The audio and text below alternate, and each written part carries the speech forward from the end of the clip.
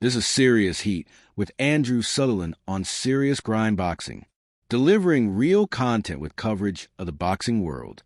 Make sure you subscribe now. The sport of boxing operates under a set of unspoken rules, an unwritten code that dictates not just how fighters perform in a ring, but how they are judged outside of it. These expectations often push fighters to extremes, where even their most courageous efforts are scrutinized and their failures magnified. Boxers face criticism for avoiding the toughest fights, for taking too much punishment, and even for being too defensive in a sport where self-preservation should be valued. Their careers are judged not just by their skills, but by how much punishment they are willing to endure in pursuit of victory. The code demands they fight bravely, taking losses with a smile, ignoring injuries, and pressing forward under impossible expectations. This culture of unrelenting criticism has fueled a troubling aspect of boxing fandom. Instead of appreciating the extreme difficulty of the sport, fans often reduce fighters to mere entertainment, expecting them to push past the limits of human endurance. And when fighters fail to meet these impossible standards, they are cast aside. One of the most glaring examples of this flawed mentality is how the sport handles performance-enhancing drugs. The recent controversy surrounding Devin Haney and Ryan Garcia highlights this inconsistency. Haney, a former champion with an impeccable career, suffered a brutal loss at the hands of Garcia in April, but the victory was tainted.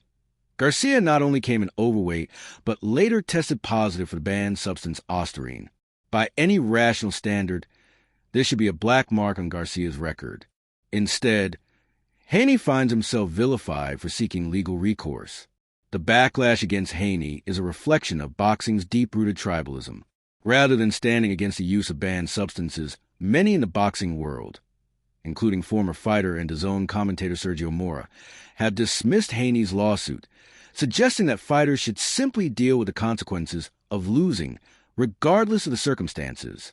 Mora went as far as to compare Haney's lawsuit to running home and telling his mother after a schoolyard fight.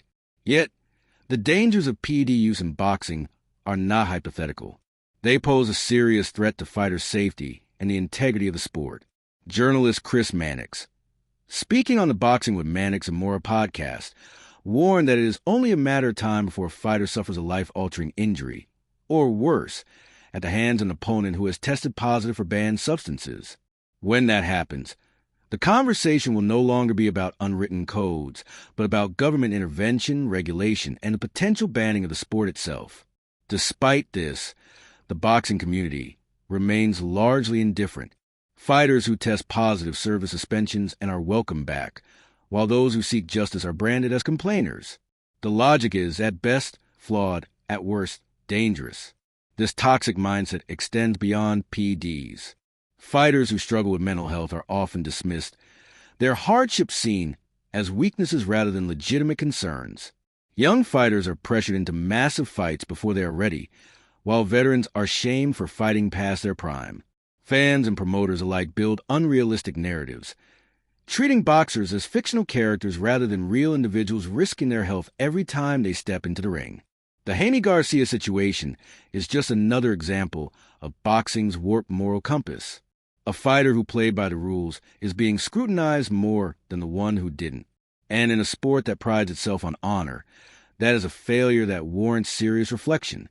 This is Serious Heat with Andrew Sutherland on Serious Grind Boxing, reporting live from the studio in Harker Heights, Texas.